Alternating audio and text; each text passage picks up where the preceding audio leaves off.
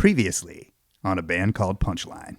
So incredibly cool to be leaving high school every day to go to a legit studio with like really cool lights. If someone thought of a cool part musically, you put it in there and you didn't take it out. You know I don't like sports, so why are you playing these games with my head? This is the grand thought, the vision that came to me. You want to touch my frog? But I wanted to call it Major Emotion Picture. The guys were like, how about Major Motion Picture? I also got my nose pierced on that tour. Before we knew it, we were headlining our own shows at Laga, and they were selling out. We were ready to move on and make more music. I'm glad we did.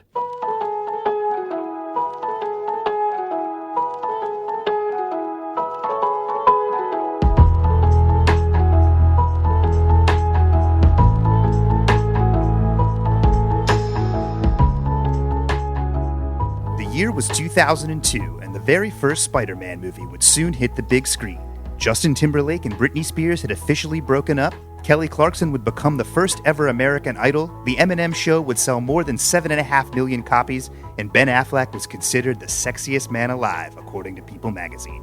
In Pittsburgh, Punchline was getting ready to take their band to another level and preparing songs that, unbeknownst to the boys, would open the doors to much bigger and better things. Punchline guitarist and vocalist Steve Sabosley recalls. I moved into an apartment with my friend who was a girl, and everybody said it was a really bad idea, and it turns out that in the end they were all right, but it was a very fun year, and I absolutely associate it with making the Rewind EP. Bassist Chris Fafalius. This would be my senior year of college, and I was living in the Oakland part of Pittsburgh in a sort of townhouse with my buddies Johnny and Dane, and we lived above a crazy guy who got really mad at Johnny one day because there were cigarette butts on his steps below us, even though none of us smoked, and he threatened to kill Johnny. But that's my memory of living at that place. It was my first year out of the dorms, so I feel like I could play guitar more liberally and be loud and come home at 2 a.m. after a few beers and play guitar and come up with ideas. But I don't think that I was recording ideas yet, so I had to remember it. This was Chris's last year of college, Paul's last year of high school, and I didn't know it at the time, but this would be my last year of college, which was my junior year. It kind of worked out well for me and Paul, considering he was graduating high school and I was graduating college. PJ and Steve had to make the big decision of quitting school right before their senior year. Original Punchline drummer PJ Caruso. So it wasn't actually an easy decision to leave college because I was so close to graduating. And so I can remember arguing with Steve over AIM about it. And then, eventually my parents kind of told me like, hey, you have this one opportunity to do this. And that's, this is a once in a lifetime opportunity. Whereas you can always go back to school because it's not really going anywhere. These guys, being a few years older than me, actually had to start thinking about what they were going to do with their lives. That meant, they had to make these decisions about college and everything. For me, leaving high school, I was already in the band for 2 years almost, probably, and it was super natural. I didn't have to think about anything. And up until this point, I feel like, not that we were angels or anything, but drinking or anything like that. I mean, we did it, but it wasn't such a part of our lives or the culture. But as we were becoming 21, it was more accessible, so therefore around. And I have these memories from that era of seeing things like Go Too Far for the first time, where you started to see, oh, wow, so-and-so is on, hearing about people doing dangerous drugs. I just want to shake some sense into you kids that are using drugs and thinking about using. So remember, don't, or else. Other than drinking and weed, I think I was kind of blissfully unaware of the hard drugs. And when they'd be around, I was very opposed to them and didn't want anything to do with them whatsoever. I think I was just worried about making music, and that was it. I had blinders on, even when maybe the drugs were around or people were on them. I think I was just like kind of oblivious to it. The rest of the guys, in my view, were on the wholesome side, just doing their thing, loving music. Not that I didn't, but this is around the time when I personally started to indulge in such things as drugs. Like, I remember this one New Year's Eve party where everybody was, filing up to the attic in the beginning of the night, and I wondered what was going on up there, and then I realized it was, just some secret sequestered drug doing. Everybody has that line where they say, like, this is too far, and I feel like mine's probably further than a lot of people. But still, this was the first time where, like, there were inklings of things going too far for me. Music blinders, man. As far as I knew, nobody in our inner circle was using any hard drugs. And yeah, I knew some people in our periphery were, but who was I to tell anybody what to do? That said, being 21 was freaking awesome to finally be 21 after, I feel like... From 16 to 21, you just want to be 21, and then you finally are. I'm not going to try to pretend that I didn't like to party at this time. I think that I wasn't drunk all the time or anything, but I think when I was ready to party, I was ready to party. I feel like I'm kind of still that way. If I'm going to do it, I'm going to do it. I don't do it all the time, but when I do, I make it count. I think that's how I was around this time as well. Hey, I'm Tony Hartman, born in Cleveland, Ohio, and I met Punchline a little over 20 years ago when my band in high school shared a bill with them at a venue in the Cleveland area called the Teen Madhouse. One of my earliest memories of Chris, who to this day I'd consider one of my closest friends and favorite creative collaborators, is that he got a little too messed up on beers one time after a show, and he decided he was going to throw me down some stairs. Now, thankfully, he didn't. I'm a very fragile guy. He just kind of dangled me above a staircase at the club, and I guess it was just as a bit of a goof. Sometimes your boys, they just do crazy things when they're on beer. But I'd say, yeah, that officially marked the start of a very special friendship for decades to come.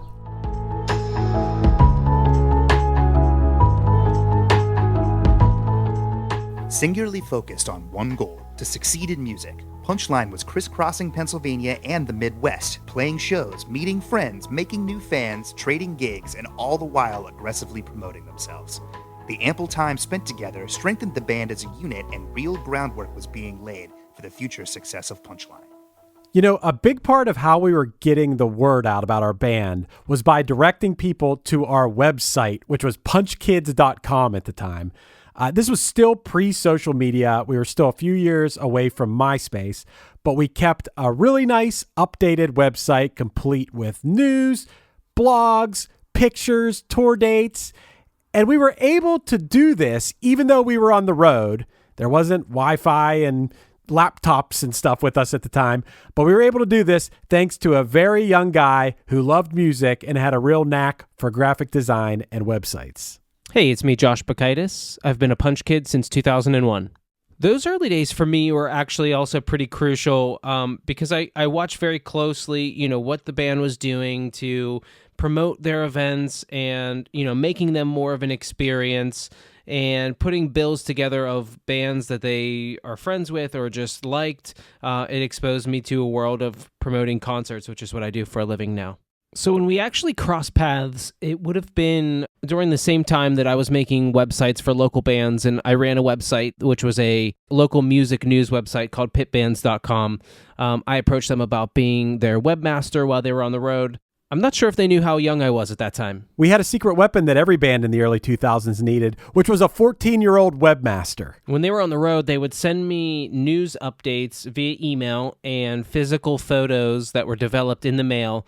And my job was to scan them in and keep their website updated. I was obsessed and determined in making lists and always having ideas and texting my bandmates and filling up notebooks and constantly doing stuff and really feeling, on the track of exploring something artistic, but also feeling like, well, I guess if I'm not going to do college, which is kind of how it seems like it's going, then I should probably hustle and make this happen. But it was also a very natural hustle because you could just see the opportunity. Like, why wouldn't we go down to this show and pass out flyers? If we're playing there the next night, I bet we could get, 20 people to come the next night. If a show was happening, one of us was there. There was definitely no obligation like that was spoken that we had to do that, but we all kind of like knew to do it, but also we enjoyed doing it. I remember like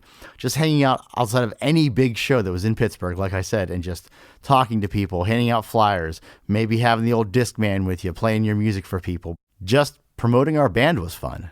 As life goes on, you have lots of different priorities and you have to organize them. But I feel like at this time, we were young. Never had I experienced a situation where we were all so singularly focused on one goal as a band, to succeed as a band, whatever that meant. I don't know if we knew what that was. I think the best explanation I can give is we wanted to be big.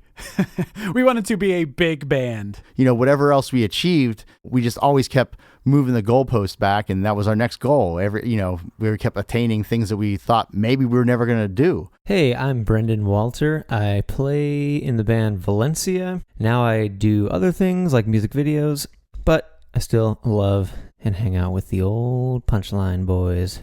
Yeah, I remember hearing about Punchline in about 2001. I was in high school at the time. We were playing shows. I was in a band called the Capgun Heroes. Punchline would come to a venue called Sacred Grounds, which is this weird, it was like a Quaker meeting house that also did shows. And it was a super cool venue. They had, couches and really good vibes. And I think I saw them there.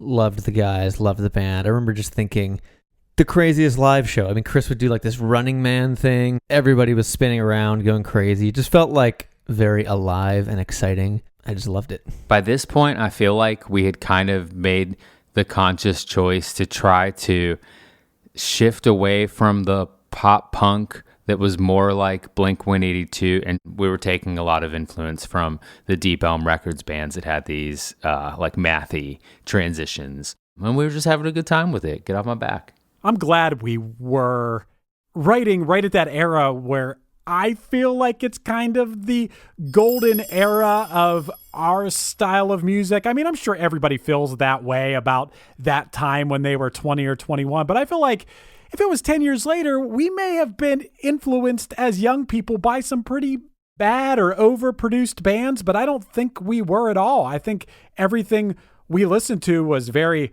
heartfelt and cool recordings and great songwriting. It's unfortunate that pop punk rock in general in the years after started to take on even more and more of a formulaic and cookie cutter type of sound. My name is Anthony Ranieri, and I am the singer in the band Bayside. I first heard about Punchline in about 2002. We were on a label called Dying Wish Records, and the label was essentially just us. They had put out a comp as well. And Jake Wallace, who owned Dying Wish Records, had sent me an mp3.com link for a band called Punchline. And he said, I really want to sign this band. And what do you think? So he sent it to me. And I heard the song play on their mp3.com page. And I loved it. And I told Jake that you got to try to sign this band. That would be so great. I seriously think that at this time, songwriting for us was way more about playing stuff that was fun to play and stuff that we thought we might listen to if we heard it, and stuff that was intricate enough that it would impress our friends who were good at music. We had the luxury of writing music that was musically interesting to us and not really having to worry about fitting any type of formula. They just kind of rolled into the teen madhouse, and from the first notes, it was like just getting hit with so much energy and like really good melody that somehow worked really well with these mathy dynamics. And it just kind of made everything before it, and like a lot of the bands from that scene at the time, it all just felt old after seeing that. Mass appeal and proper songwriting, or whatever you want to call it, Those are things that we would think about later on in our music career. But right now, as is evidenced by the fact that we are writing like really long songs, we didn't care about that stuff at all.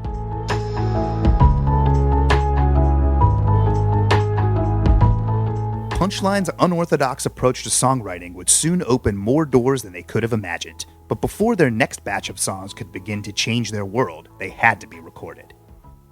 The best time to start a new album is the second you finish the previous one, because you're so sharp and you know how you would have done it from the start if you could do it again. So I think we started making the Rewind EP, as far as writing it, as soon as we were done with Major Motion Picture, because we were on that tear. As clueless as young Punchline may have been about a lot of things, I know something we had absolutely right was keep writing songs and keep recording them. Steve and Paul, who had like a really awesome musical chemistry that just never seemed to turn off. And I remember like as we started playing more shows with them or be out in Pittsburgh at like a party, like Steve and Paul would just kind of sneak off into like a corner and sing songs together. And, you know, looking back, it's kind of funny and like, okay, dudes, we get it. But like at the time, that was some extremely cool shit. Paul had this guitar riff and melody idea that was the beginning of the song Rewind. The song Rewind, which was the second track on the EP, it's kind of like the forgotten song. It's a very somber song.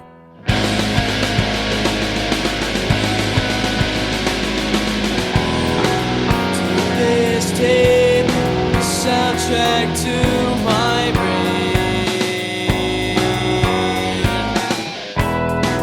Things that I just cannot say to you. It served as a jumping off point for a creative idea.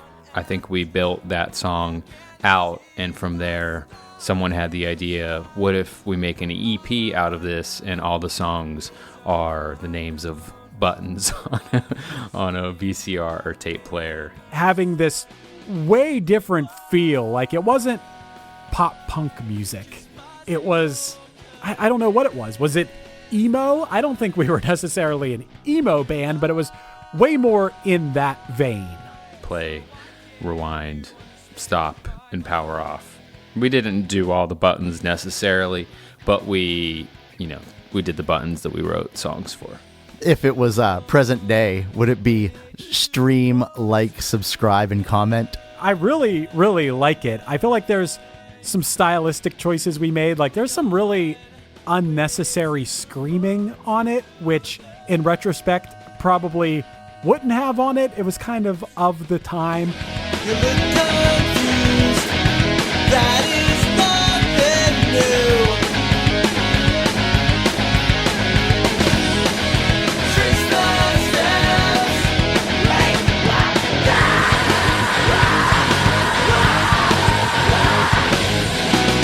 Rewind. It's pausing moment.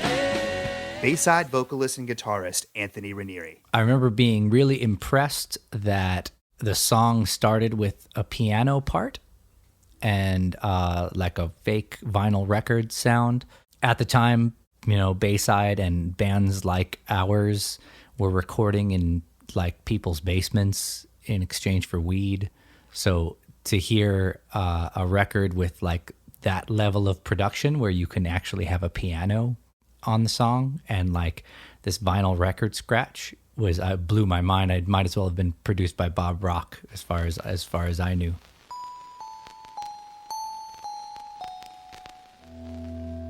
I remember running home from class with this melody in my head, just trying to get to the guitar fast enough. I don't know if I had a voice recorder at that time, but the melody was...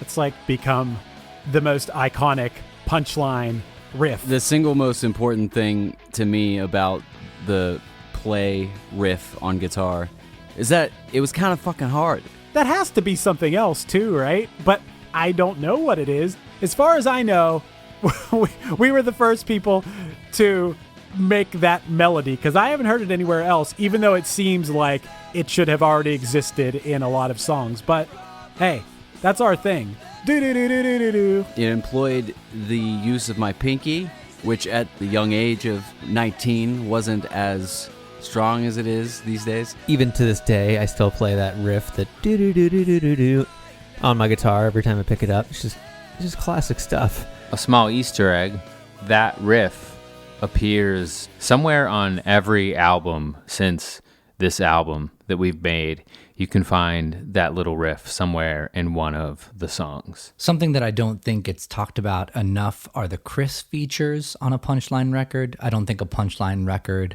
is done until the Chris verse or bridge is put in place, because that is a very important part of every Punchline record. The motivational speech in Play that Chris did off the cuff when he was struck with inspiration while we were recording this thing, it was the start of something very special, and something that we all, I think I can speak for all of us, that it was something we would wait for every single time we got to play that song. So many people loved it. It was one of the funniest, most amazing moments in the studio. You know, my instinct when I listen to it now is to think or focus on the fact of how silly it was. But you know what? I'm not going to do that.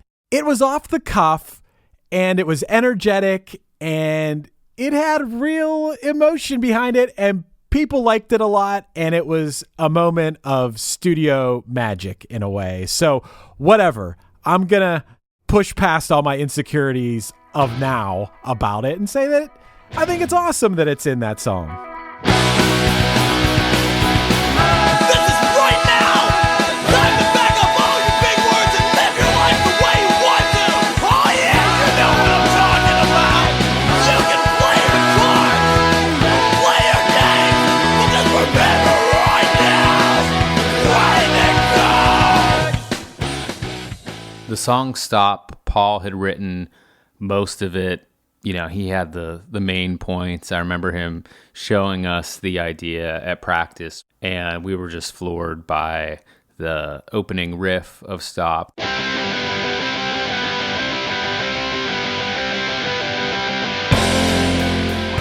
Hearing that for the first time, playing it, I mean, we were just so happy that was our song. It felt so meaningful. It'll give you goosebumps. It'll still give me goosebumps now. Musically, it has kind of a theme, and it has like sort of a signature to it with just some nice, pretty dissonance.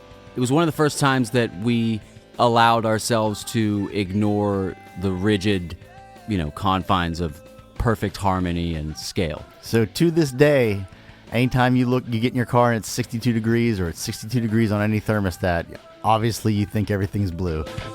62 degrees, everything is blue. Silhouette of trees, and all I see is you.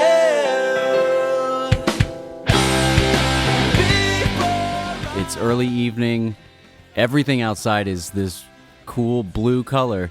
But yeah, that simply just kind of painting the picture around you. Over the years, Paul's become a better singer many times over.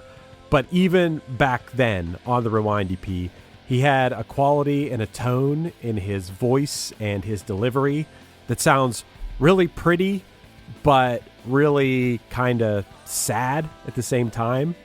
And I think that's what makes it great.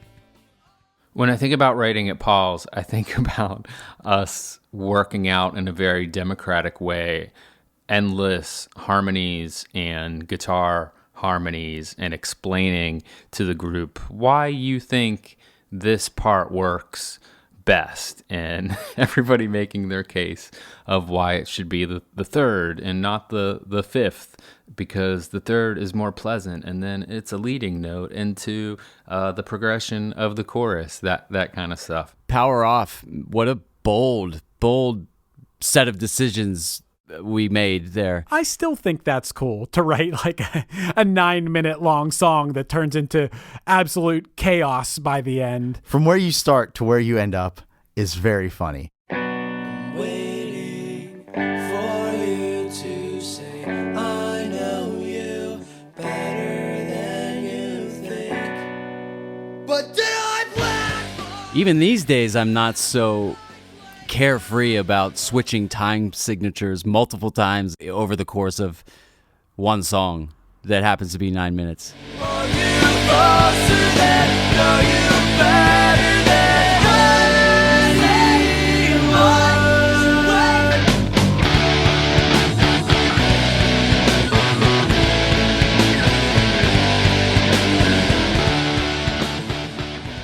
These guys would talk about harmonies and guitar parts just for hours on end. And I would have to sit there and just hold my drumsticks and try as hard as I could not to hit anything. Actually, it's funny because I was just watching that Beatles Get Back special, and there is so much of Ringo just sitting there watching them work out parts with that blank look that I also feel like I had so often. By this point, there was, something more at stake, I guess you could say. It was the first time that it mattered, what were our fans gonna think?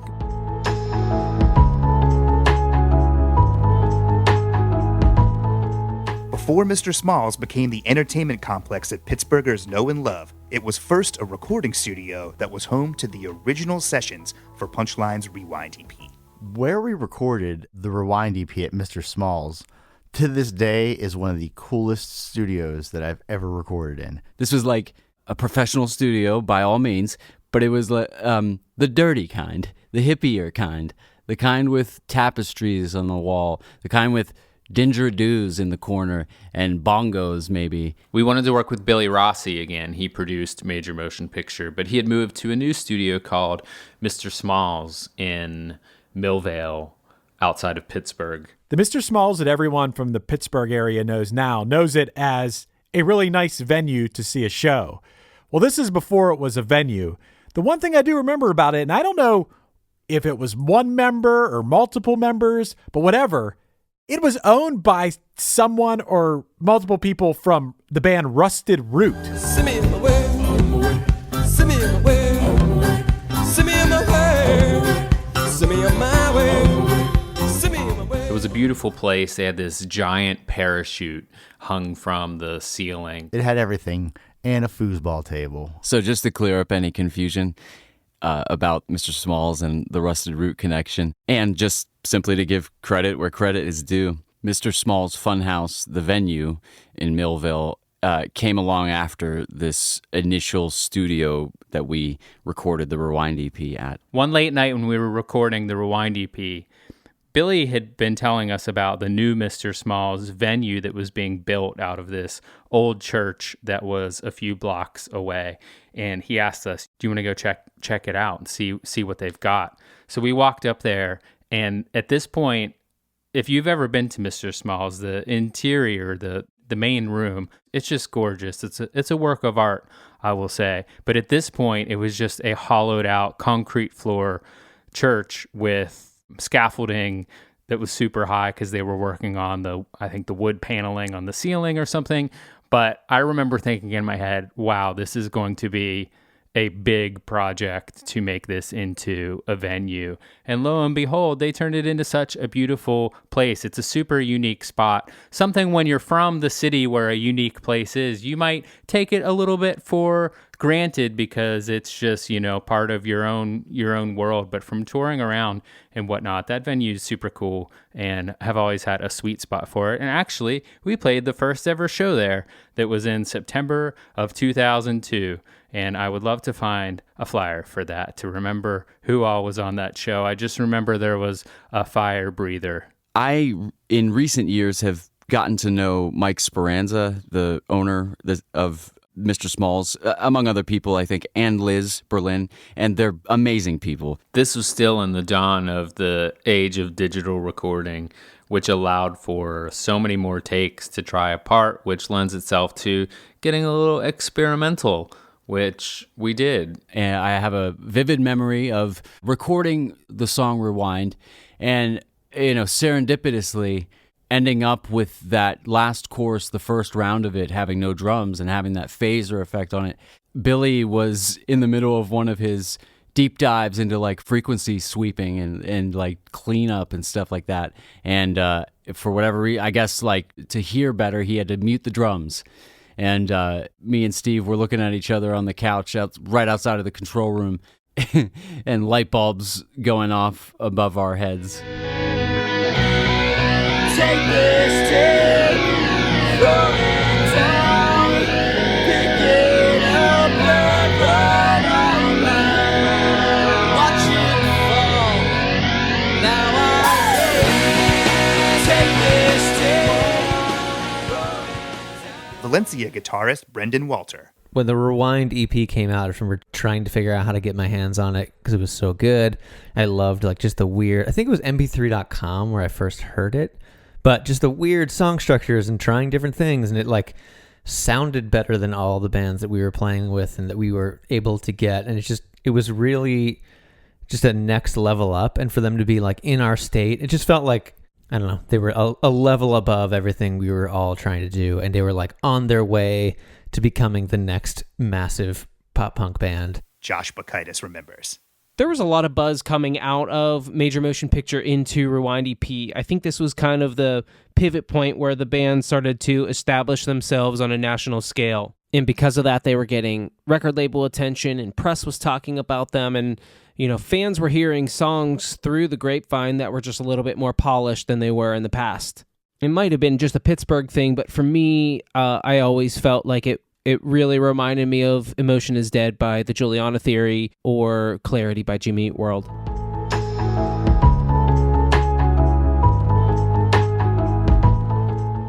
During this era, Punchline was fortunate to be given access to some very high-end video equipment, and they took full advantage of being able to film and record just about everything they were doing. This led to the creation of a piece of media that allowed the band's personality to be on full display, the Rewind DVD.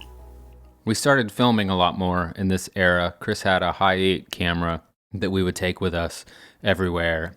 And then through another friend that had a video production business that he started, we had access to these really sweet cameras that we started filming even more stuff with and having friends come and film, like our friends Johnny and Eric. It's a really nice guy, Jaime, who we knew and we still know very well. He had started this company, and as a way to learn how to use these cameras and equipment, which were very high end, we used it to film a lot of live Punchline footage and a lot of band-related stuff. And at a certain point, we had enough filmed that we thought that one of the first efforts for this video production company could be to make a DVD about our band. Let's call it the Rewind DVD because it coincides with making the Rewind EP. The Rewind DVD? Hell yeah! We'd been working on the craft of music for a pretty long time now at this point, but we were far from professional writers of comedy or anything, but we really tried. I mean, this DVD is part sketch comedy and part in the studio Punchline stuff and live Punchline stuff. I think the comedy of the Rewind DVD rivals the music of the Rewind EP, but that's just me. But you can't go wrong with Adventures in Cooking with Uncle Chris, where he teaches you how to make a fried egg sandwich called a one-eyed pirate. Everybody's doing the food dance. Everybody's doing the food dance. It's time to make some, time to eat some, time to cook some food. Everybody's doing the food dance. Everybody's doing the food dance. Everybody's doing the food dance. It's time to make some, time to cook some, time to eat some food. In the Major Motion Picture episode of this podcast, I had mentioned Steve's inspiration for the lyrics in the song Here Goes Nothing. Well, in the Rewind DVD, we thought it'd be funny to make a sketch where Steve's parents, who play themselves incidentally, are completely nice and supportive of Steve, but he's just a complete dickhead teenager to them. My mom doesn't really care about the band. Like, she'll never go and ask me like how a show was. She says stuff like, your band sucks. show last night, Steve? You can't stop me from playing shows! My name is Adam Similian, and I used to work at Fueled by Ramen Records. The Rewind DVD was something a ton of people loved. At FBR, we used to watch that a ton. We would quote the lines to each other. That was a DVD we would put on, and you'd quote the lines right along with it like it was Anchorman or something. Looking back on it, some of the comedy is a little cheesy, but a lot of it is stuff that we still quote to this day amongst our friends. Steve, will you take out the garbage? I'll do it for you. Too bad I could never get a date with a girl like that. Really? Well, you're saying that I don't know how to grow tomatoes. Woo! A garden! Right now I'm paying my dues. The house that shouldn't have existed. Hell yeah! Vain. This is a JCPenney original. What do you think about Punchline? They're great. And it's weird that fruit grows in a vegetable garden. This coat makes me look tough in the winter. I used to see him, hanging around the men's room and, under the stairs and stuff. Dirty! Garbage! Man! Hell yeah! I think that says a lot. This is kind of before any bands, very few bands had DVDs at this point. We were kind of on the cutting edge of that. And it really showed our personalities in a way that, yeah, you probably can on the internet now show your personality, but this was kind of before that. Yeah, it was a cool forward-thinking way of promoting your band. So I think in a way it kind of made us larger than life to some people, or however you want to say it. Like you could watch us on your TV.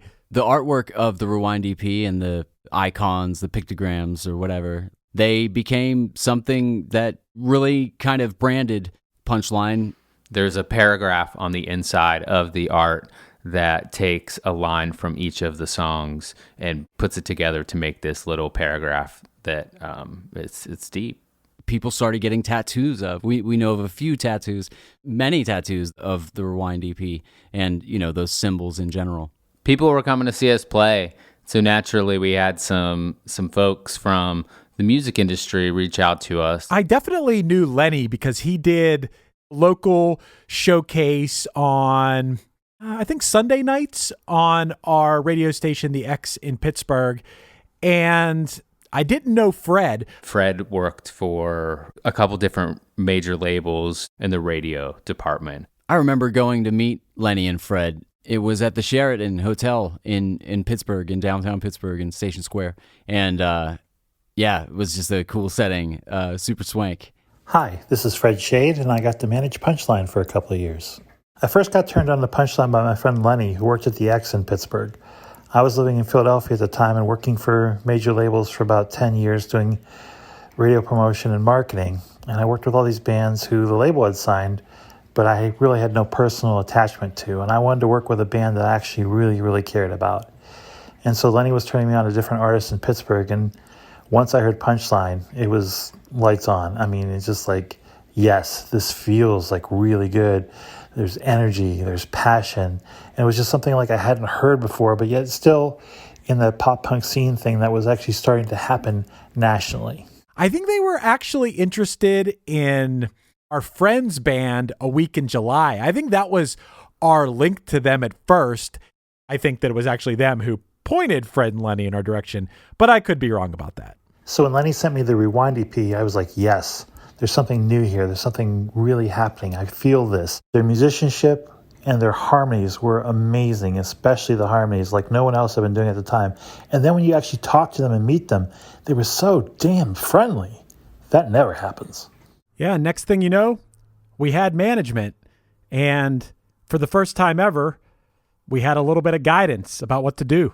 I think another thing we were starting to, I guess, struggle with identity-wise was who was our singer. Was it confusing that we had 3 people singing and it was always changing? But I got moved from the side of the stage to the middle. Chris had been in the middle. It definitely took some time to get used to Chris not being in the center anymore. It wasn't that I wanted to be in the center necessarily. It was just, it made sense to me symmetrically that I was in the middle and there was a guitar on either side. We were playing our first show with Steve in the middle. It was actually a hall show in Altoona, Pennsylvania. And unbeknownst to me and Paul, Chris and Steve had planned to have a fake fight on stage about it. After one song, Chris mumbled something to Steve. I think he maybe said like, "Hey, fuck you, man," and then punched him in the arm real hard. Me, Paul, and the entire crowd, because there was a lot of people there, we had no idea what to do. It was such an Andy Kaufman thing to do, and it was absolutely hilarious. We got a new van. We bought our friend's band, the Interns from Cleveland, Ohio. We bought their van that they were selling, and it was the coolest Econoline, old school van. When our drummer Matt went to college, he actually sold our band's van, which we called the Wolf because it had a giant wolf on the back of it, obviously. It also had a fully carpeted interior, just the works. He sold that to the Punchline guys, and I was happy to see it go to not only some, at this point, good friends, but some real road dogs. The black on black on black on black, murdered out, awesome conversion van with the black trailer, with some silver accents. Man, that was money. You're an up-and-coming touring band, and you make that move to having a trailer, and then the trailers progressively get bigger as your band gets bigger. It's a touring band status symbol as to where you're at. There's a classic picture of me and PJ posed with the van in my parents' front yard. We just pulled the van and trailer like right into the grass of the front yard and took a picture with it. We cut our teeth on that setup. It's where we learned to go in reverse with a trailer. That's where we learned how to deal with an overheating radiator and what to do when your van wheels just fly off of the axle. I loved that van. It was a very short-lived van, though, because the wheels fell off. Yeah, at some point, we were driving on 79 South, I believe, coming home from probably a show in Edinburgh, Pennsylvania, and it was the middle of the night, and it was freezing cold, and we were probably going 70 miles an hour, and one of the wheels just shot off at 70 miles an hour, and just another one of those little van adventures.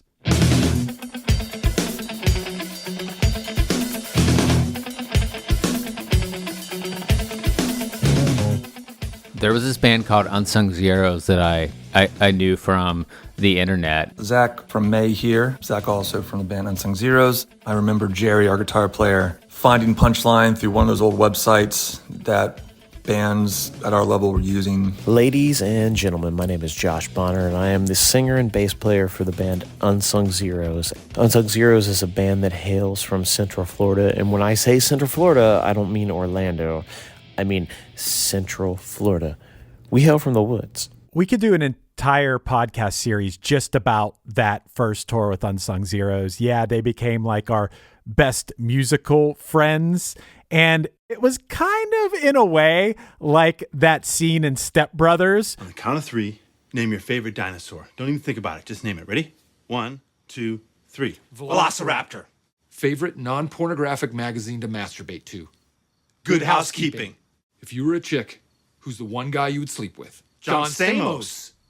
What? Did we just become best friends? Yup. Do you want to go do karate in the garage? Yup. The first show of the tour was at the Fireside Bowl in Chicago, which is really cool. And I remember Steve saying in the van as we were pulling up that now that we're on tour with the Unsung Zeros, we really had to step up our playing. But after the second show in Columbus, in what would become classic Punchline Unsung fashion, we somehow all stayed at the same house. It was a really dirty college house, something that we'd become very accustomed to, very dirty college houses. But I remember there was a stray dog who kept coming in the house. I think on this particular night, we were all on a decent bit of wine coolers. And at one point in the night, and I'll never forget this because we actually have video of it, we pit our friend who is out doing merch with us against their friend who is out doing merch for them in a wrestling match in the middle of the night, as if they were the respective champions of our bands. And of course, ours won. Shout out to Andy Taylor. We had this great energy together, and we saw everything for the most part in the same way, and we just connected very deeply. We booked the Northeast and Midwest states, and they booked the rest of the country, and we set out on this grand tour. I mean, we played in your mom's basement. We played at the local grocery store. We played at a car lot. We played outside at a dump. We played literally anywhere that would take us, and we took equipment and turned it up as loud as it would go and tried to make an impact. You know, the first or second night with them of the tour, we were in a parking lot with them at Taco Bell, I think, and was the first time that we really had to start, you know, talking and hanging out, and we just hit it off with them and became, you know, obsessed band bros with each other. We formed the kind of friendship with those dudes on that tour back then that, you know, if they walked into a room right now, we'd all do huge hugs, huge bear hugs. Like, hey, you want to get walkie-talkies so we can talk to each other on the road? Like, let's travel together. Let's convoy. These kind of idyllic VFW hall touring images. Those are the memories I have with Punchline. Man, I wish every tour with a band was like that. We stayed in the same places. We partied together. We ate together. We would even get involved in each other's sets. Like there was a part in one of their songs where the drummer, Jason, did like a stick click. And at a certain point, I mentioned to him like, hey, man, you know, I could be the other stick. And he loved the idea. We laughed about it for like 5 minutes. And so from that point on, when they would play that song, I would casually walk up on stage with one drumstick, and he and I would click sticks together that one part right on time. That was what I thought all touring was going to be like. That's how I thought it was going to be like with every band we ever toured with. But on this tour, we met Bayside as well in Salt Lake City. Anthony Ranieri remembers. We had done a lot of touring in the early 2000s with a band called the Unsung Zeros.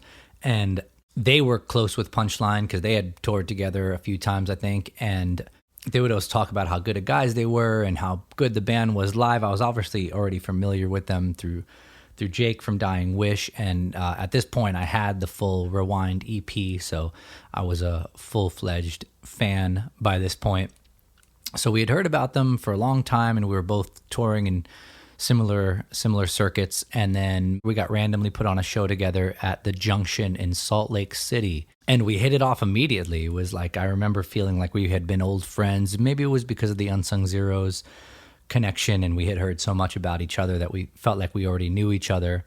But you know, I think that our personalities just clicked immediately, and we became fast friends. I think we were absolutely destined to become friends with Bayside. Yeah, we were in bands in the same world of music, and we had similar ambitions, and we were both willing to put the work in to get where we wanted to be. But most importantly, and I think this is a common thread to every band we ever had a connection with, we had a similar sense of humor. Hi, my name is Jack O'Shea. I play guitar in a band called Bayside. Yeah, 2003, I had been in the band for just a little while. I had barely gotten to know Anthony and Andrew, who was playing bass at the time. I had moved down with Jim Mitchell from Boston to New York to join the band. We met the Punchlines, and I remember going to eat with them afterwards and jumping into their van, and it was just very relaxed, which was nice. I was still pretty nervous from being in Bayside, and again, didn't really know those guys very well, so I got into that van, and I think the first thing they did was offer me a joint, and I was like, oh boy, look at this.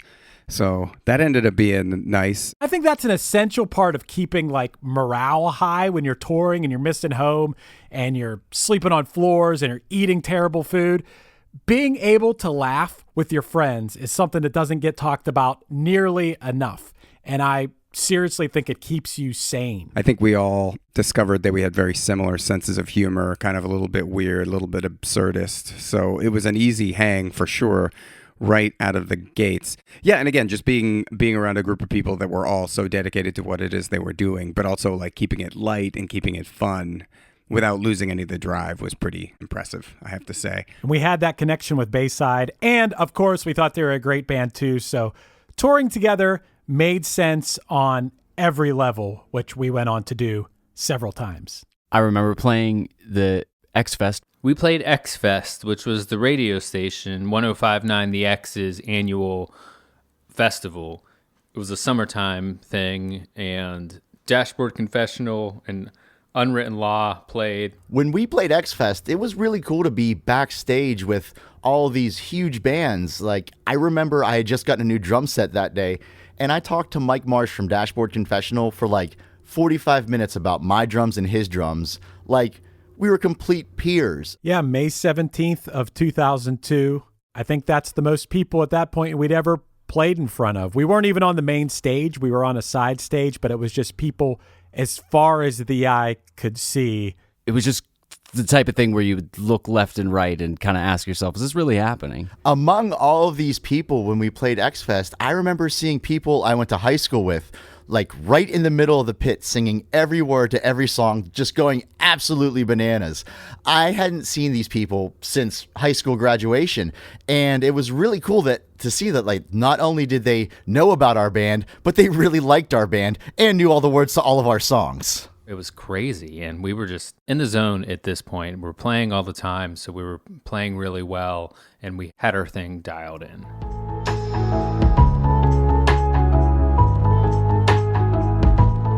The shows and new fans kept coming, and Punchline was laser focused on getting people to listen to their songs and watch them perform, knowing somewhere in the back of their minds that if they just kept doing what they were doing, record labels would most likely start coming to them. Keeping their heads down and playing everywhere that they could, from hall shows to music festival stages, inevitably led to record label interest. Yeah, there was probably about 9 or 10 different record labels that any band in our position would want to be on. We had this thing where we all were in agreement that we weren't going to solicit ourselves to record labels really until they started to come to us. Because if we could get them to come to us, then we knew that we were doing something right. And also at this point, we were doing well doing it ourselves. We were very DIY at this point, and our attitude was, when the time is right, the right label is going to come to us. We could have been very concerned and preoccupied with the, trends and what labels were hot and yada yada, and I don't know, I feel like we all kind of had a distaste for that. It worked in our favor to just mind our own and just do our thing and not really pay attention. I might even say we kind of forgot about labels until we were eventually approached. We were on tour with Unsung Zeros, and the tour was ending in Florida, where they were from. And we heard that some people from Fueled by Ramen were going to come out to the show and see us. Maybe they emailed with Chris or something, two of the guys, Kyle and Ryan Geis. Amanda Yu, FBR street team member and champion of Punchline, had put us on Fueled by Ramen's radar. It was because of Amanda Yu, who was a fan turned friend of ours from Mamaroneck, New York, that the guys from Fueled by Ramen came out to see us. And some of the FBR staff came out to that, got introduced to the band, got a copy of their self-released version of the Rewind EP. The show was at the Purple Porpoise in Gainesville, Florida, and it was the last show of our tour with Unsung Zeros. It was a long tour, and there is no better time to go see a band than on the last show of their tour. At that point, you are a well-oiled machine. Everybody is playing at their best. We really tried not to overthink any of that, and we're tried to just kind of play a show like we normally would without any added stress from that situation. But that said, the first time I think I ever knew what FBR was like, I don't know, 13 or 14 years old when I got a sampler walking out of Warped Tour. One of my best friends in high school, Paul Martins, R.I.P., I love you, man. He was with me when we got this FBR sampler from Warped Tour, among some of my other friends, Ryan Ohm, Derek White, Mark DeLuca, a.k.a. Substandard. And we fell in love with this thing, man, every band on it. And, wanted to know more, dug into it, thought it was like amazingly cool that the drummer of a band we like so much, Less Than Jake, started a label and specifically geared towards, helping out bands that they discovered while touring and loved and wanted to help. So as much as I was trying to not let this affect me and not freak out about it, that night I allowed myself a 5-minute phone call to Paul Martins to tell him how excited I was about this. The night before we played at the Purple Porpoise, I had made a huge mistake in one of our songs during our set. Like one of those rare instances where we had to actually stop the song because it was so bad. Steve covered for me and said, "Hey, hold on, my amp's not working," or something like that. But yeah, despite having played well for the whole tour, that mistake had me doubting myself before what would prove to be a really important show for us, considering people from a label were coming to see us. The show was more about, now that I'm remembering, about it being the end of the tour with Unsung Zeros, which we had grown really, really, really close to them, which I still talk to all of those guys. Like, we'll text with them on Christmas and stuff. They were the first band that we ever really fell in love with, is what I want to say. I'll say it. I don't recall any of us being nervous or anything about people from a record label coming out to see us. I think we were more thinking about it being the last show of the tour. It was such a happy time, and we played so good. You know, aside from Unsung Zeros becoming such good friends of ours, I think the fact that they were such a good band pushed us to want to be a better band and play better each night. I hope we did that for them too. I'm deeply in love with many of their songs, but their one song, Always It Will Be the Same, I remember as being the capstone of that night. They went on after us, and I just knew that we had played so well, and I was so happy about how the tour went with them and how things were going at the time. I smile when I think about it, no, I can't live without it, laugh and go on about this all the time. Never have I felt this way, always will I be the same. Here I am infatuated. That was the end of the tour. We drove home. I don't think we were all too concerned about whether or not they were going to call us. I think by that point, we knew, hey, they came to the show, life goes on, we'll either hear from them or we won't. But it was in a few days, something like we played Gainesville on a Thursday, and then Monday morning, I got a call. We were at Fred, our manager's house in Philadelphia. It was a very cool morning. His house was freezing. And I got a call from the label head, John Janik. A few years later, Fueled by Ramen would go on to become one of the most popular independent record labels. But at the time, the biggest selling point to me, and I think the rest of my band, was the Less Than Jake connection. At the time, Fueled by Ramen was run by Vinny, who was the drummer for Less Than Jake, and this other guy that we were just about to meet named John Janik. Bruno Mars, Kendrick Lamar, Billie Eilish, Lady Gaga, Tame Impala, Selena Gomez, Ed Sheeran, Punchline. What do all these artists have in common? John Janik. It was a pretty simple call, pretty straightforward. He said, we really like your band. We want to offer you guys a record deal. You know, we can talk about what that is. And I think pretty early on the concept was floated that they would re-release the EP and we would get to work on an LP that would come out, you know, shortly after. But I mean, on the phone call, I don't think I said yes right there. Probably said would think about it and get back to you. But Fueled by Ramen was absolutely a label that we were familiar with. And they had a cool reputation. Just seemed like they were about the music. We talked it over as a band. Fred had an entertainment lawyer friend who looked it over and said the contract looked good. We went to PJ's dad's law office on Christmas Eve, and I remember signing the contracts on Christmas Eve. It was a cool Christmas. We signed to a record label, our band. That's cool, right? That's exciting, but it just felt so naturally the next step that I don't remember like being like, all right, we got signed. I remember it being like, okay, well, what's next? That was Christmas Eve of the year 2002. I don't recall reading it. I'm sure that I did.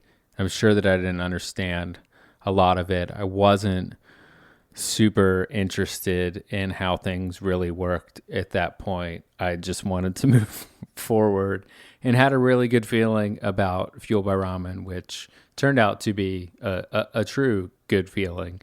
But at the time, I didn't know. I was just blinded by thinking it was happening. And it was. So a little time passed, and I asked Jake whatever happened with Punchline and if he was going to be signing them. And he said that he heard back from them and that they were talking to a label called Fueled by Ramen that was owned by the guy from Less Than Jake. And I looked that up, and I mean, obviously Less Than Jake was a huge band at that time, and So that was in and of itself a really big deal. And then I looked it up, and they had the stereo and the Impossible. So, I mean, in my eyes at that time, that was basically a major label. So we knew that Jake wasn't going to be able to compete with that, and Punchline was off to do much bigger and better things. I absolutely loved the Rewind EP. I played that a ton.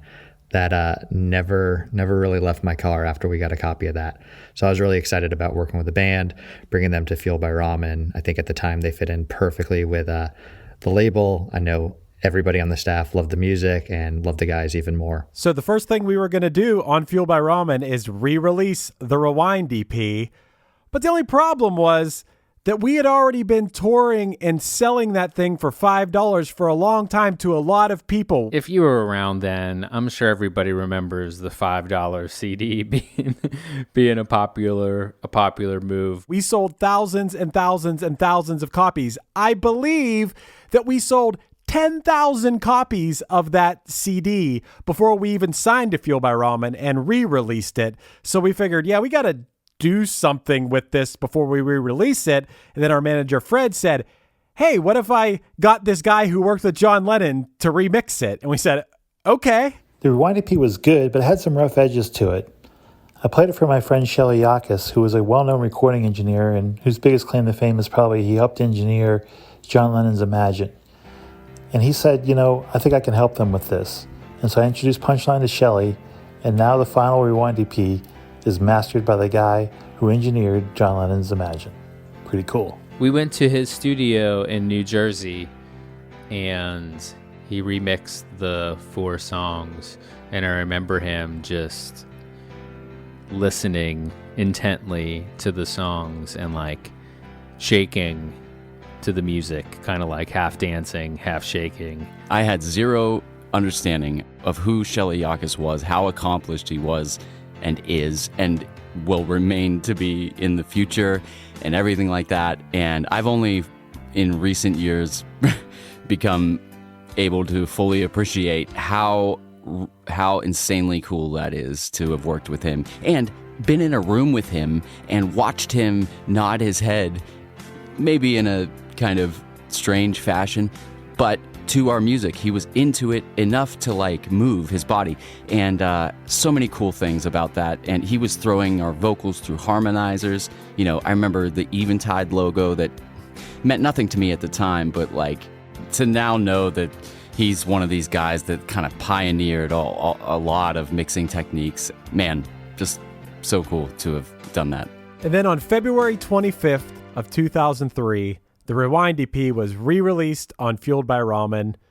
It was remixed and remastered. The artwork was touched up and a little bit fancier. And now there was a Fueled by Ramen logo on the back. We were on a record label. I gotta say, that was pretty neat. I was constantly updating the website and making changes along the way and updating splash pages and things like that. But I remember how excited everybody was, specifically whenever the Fueled by Ramen signing happened, and PJ and I got to work on redesigning that to let all of the fans know that they had a new home.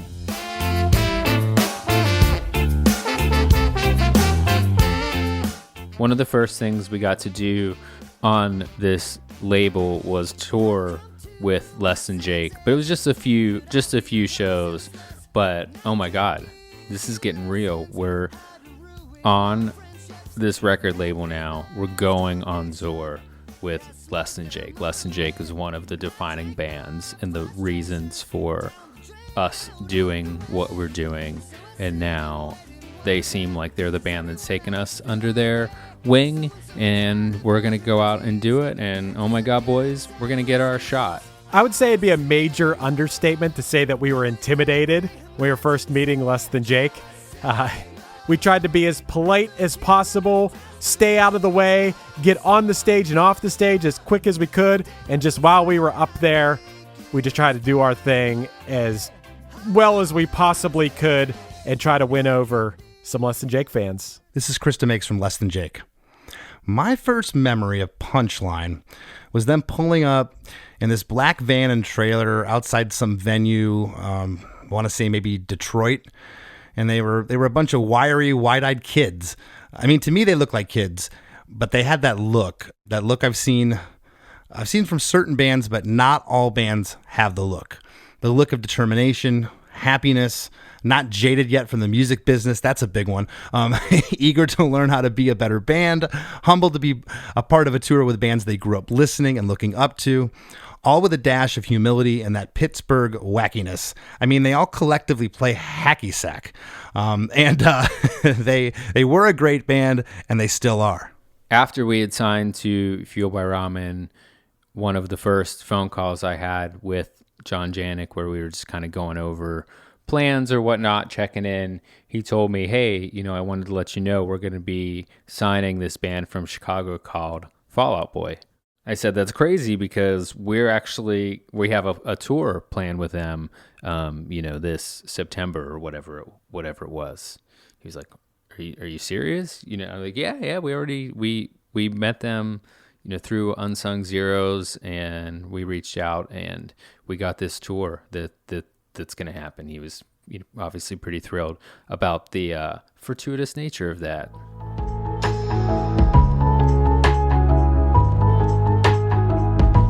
The serendipitous tour plans of soon-to-be label mates was just another example of the way things seemed to be all falling in place for Punchline at this time. Once again, it was one of those situations where they booked half the tour and we booked half the tour. Fall Out Boy was like, yeah, let's do the tour. We've never done a tour, though. Is that cool? And I was like, I don't care. As long as you book, your dates. They were going to book the Midwest dates, and I would book the Northeast stuff around where we lived. I remember the first show of that tour being at the Arlington Heights VFW, which was just outside of Chicago. And I remember there being a lot of people there, and so many bands and people from bands that would go on to be friends of ours even till today. And so many bands and people from bands that would go on to be huge were all at this show. It was pretty crazy. And that's the first time we met Fall Out Boy. I think we kind of felt an instant camaraderie with them in a way. We were two new bands signing to this label at the same time. And I think we kind of hit it off. Adam Semillian remembers. The first time I really got to spend some time with Punchline was 2003, around the re-release of the Rewind EP on Fueled by Ramen. The guys were in town for a couple shows with Less Than Jake, Glass Eater, and Fall Out Boy. And I believe around those shows, Fall Out Boy and Punchline stayed at my old college apartment for a few days. So got to have a ton of people over, hang out, break into the pool. It was a great time. There were actually a lot of great moments on that first tour with Fall Out Boy, but none were really as notable as the Rewind EP release show. So, in typical early 2000s Punchline fashion, we did the release show for the Rewind EP at, you guessed it, Club Laga in Pittsburgh. Where else would we do it? It was us with Unsung Zeros and Fall Out Boy opening, and at this point, we felt like rock stars in our hometown every time we played a show there. It was packed, and people sang along louder than we'd ever heard at this point. And most importantly, this night became something of Punchline lore. I'm not exactly sure what happened. There are lots of stories that floated around at the time. All of them were kind of funny. But the main point is that the power went out right before our set. So, there we were. All of these people, probably more people than we ever played in front of at Laga, and we had no way to play. There was enough power to run one amplifier, though. Maybe a generator or something. I don't know. The whole thing was weird. But my amp was still working, and it ended up working out in the end. And it created one of the most special moments in the history of our band at that point. Basically, the whole crowd sang along to the entire song Stop, along with one guitar.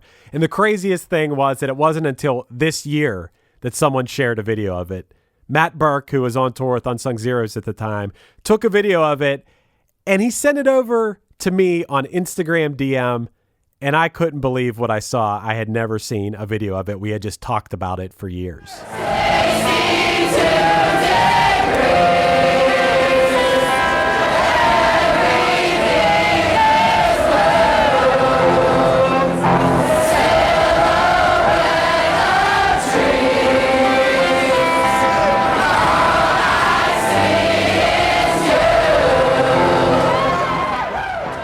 Then, after that, the power miraculously came back on. And that actually made the show much more crazy because there was a feeling in the room at the time that like, hey, is this show even going to happen? And there were so many people there. But at the end of the day, everyone had just shared in this awesome sing-along moment, and we really could not have planned something better happening than this. It's just kind of how things seem to be going for us at this point.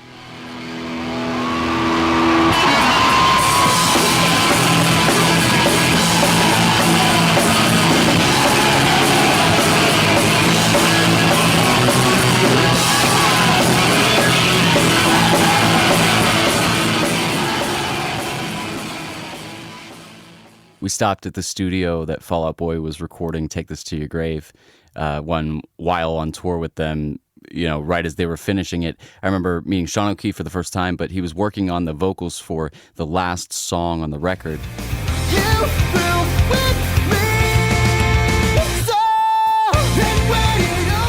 Which turned out to be my personal favorite, but I feel really lucky to have been at that studio and been in that building and just in that environment. And I made the joke like, oh, that's pretty good. That's a rough mix, right? And that got a little chuckle. Now I just feel guilty about saying that because that's mean. Yeah, I remember being at the studio when they were recording that song, and I remember being like, wow, this sounds really good. And I also have another memory from later on when their whole album was done, and I sat in their van and Pete played it on an iPod, which coincidentally was the first time I'd ever seen an iPod before. He's like, I'm going to play it for you on my iPod. I'm like, okay. I pretended like I knew what that was, but I remember hearing that and being like, damn, that sounds good. And I think at that point we really wanted to record with Sean O'Keefe too. That was a super exciting time at the label as things were ramping up with a Rewind EP coming out, with Fall Out Boy's Take This to Your Grave, August premiere, an underrated Fueled by Ramen band from Chicago. It felt for sure like it was the start of a new era with a lot of young, exciting bands that were going to go out there and tour and really help build the name of Fueled by Ramen. The energy of the time had changed in that with Major Motion Picture, we were still very green. And by this point, we had sort of like gotten settled into this new place that we were at, where we were a band that people kind of cared about versus being a band that nobody cared about. But it was a really exciting time. We were now on a record label and we were starting to do real tours. All right, let's get a booking agent. Let's get on some festivals. Let's make a defining album.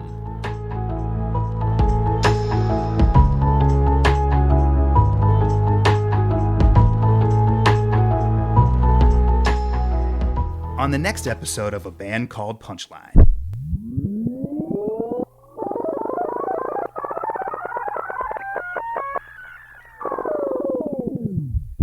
Action.